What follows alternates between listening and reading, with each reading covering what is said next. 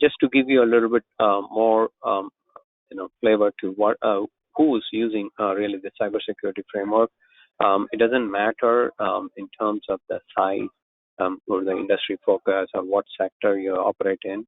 It's all primarily about as long as you're connected to the internet, um, then like you definitely could consider going through the cybersecurity framework. And so this is a very mature cyber risk management approach that's been developed over the period of time. I would say probably about last 15, 20 years. And version 1.1 is out now. And there seems to be a lot of companies who are interested in the approach, and then increasingly, across the board, people, CISOs and the information security professionals are using this framework to report their cybersecurity staff posture to their management using this framework.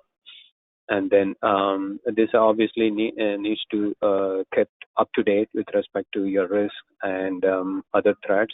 So what essentially it means is you will be not doing this only once a year, as and when the technology, underlying technology changes, or your risk exposure changes, or like you migrate to a new system, or like new location and things. You need to be updating this framework. This is kind of a working document, if you will, for your operations.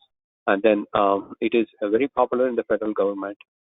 So a lot of the federal contractors are required to be in compliance with this cybersecurity framework. For more information, click on the link below or visit databrackets.com.